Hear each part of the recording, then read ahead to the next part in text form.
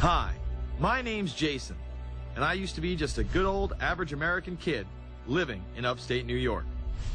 There's me.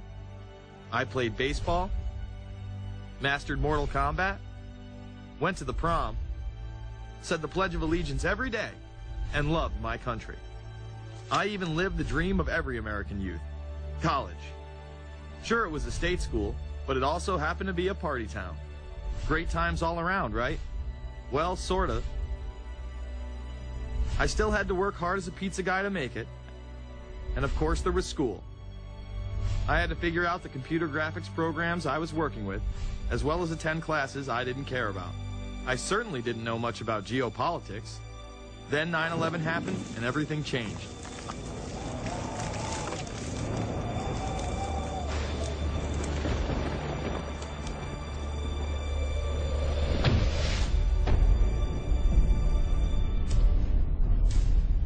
I was pissed.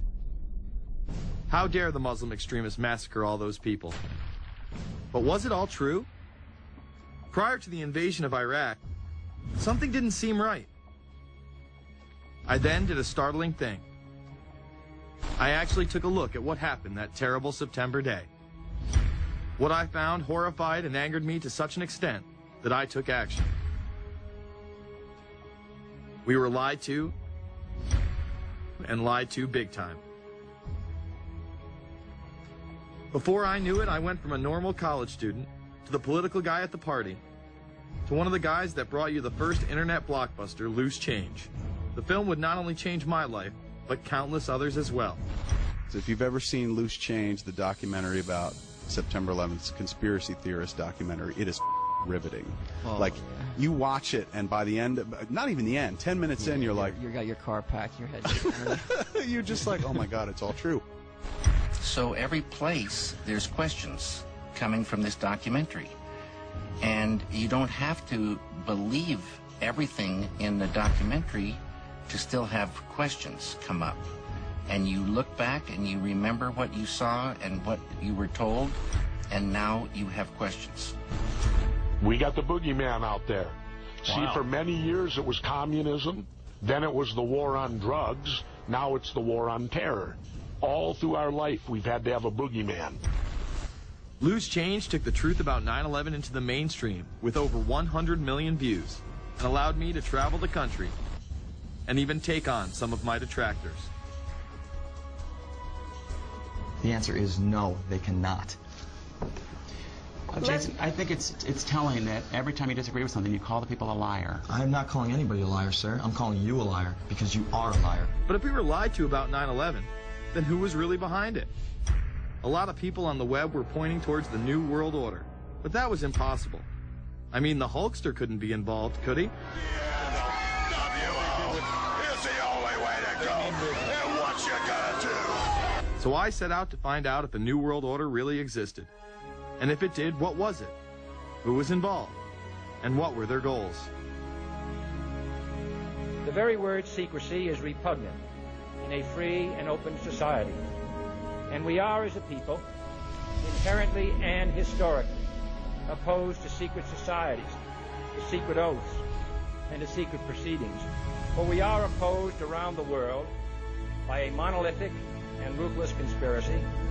It is a system which has conscripted vast human and material resources into the building of a tightly knit, highly efficient machine. Its preparations are concealed, not published. Its mistakes are buried, not headlined. Its dissenters are silenced, not praised.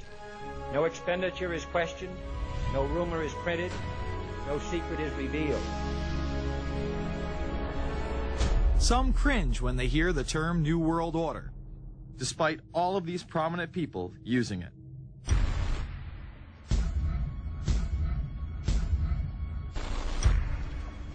The world that maybe some people dreamt of at that conference back in Bournemouth, when it looked as if maybe history would end, that liberal democracy would triumph, that free market economics would slowly progress, and we'd have a new world order.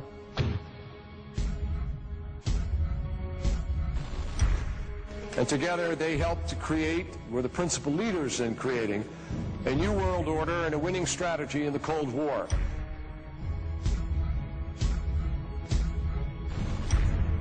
We are part of a new world order. And as the recently departed Admiral William J. Crowe once said, it's long on new and it's short on order.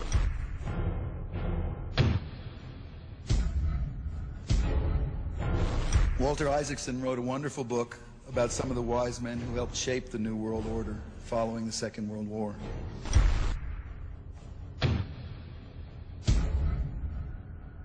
As we devise a way forward in Iraq, I urge the international community to embrace its responsibility for creating that new world order. A new world order based upon collective action.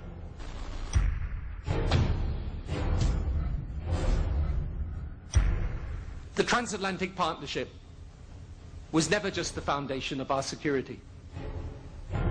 It was the foundation of our way of life. It was forged an experience of the most bitter and anguished kind. Out of it came a new Europe, a new world order, a new consensus as to how life should and could be lived.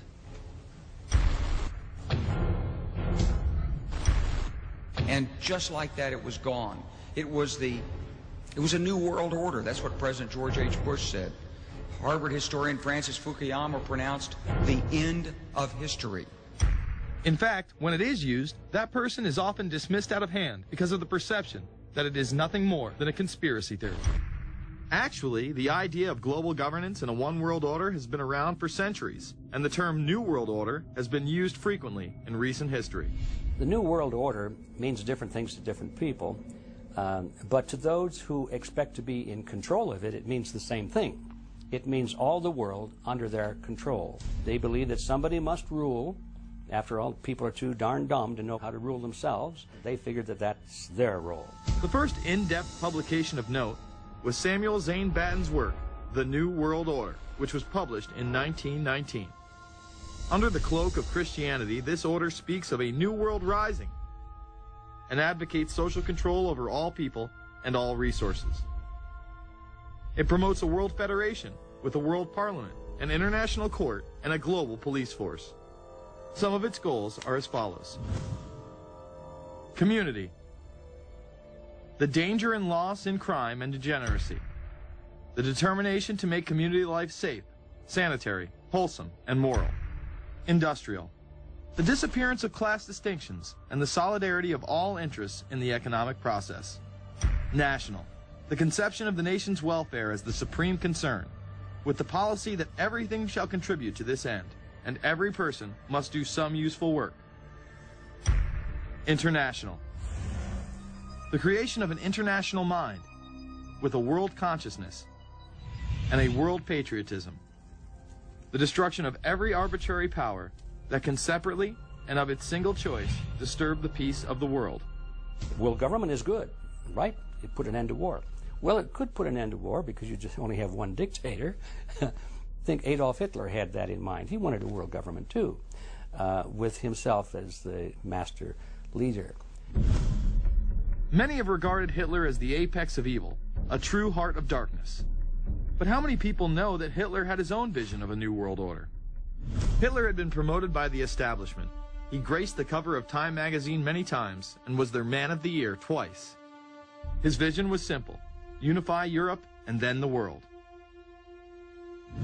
The only real difference was that his order was racially motivated, instead of being based solely on religion. He even wrote a lesser-known follow-up to Mein Kampf in 1928 that many have dubbed My Order, or New World Order. President Roosevelt would condemn this order prior to World War II.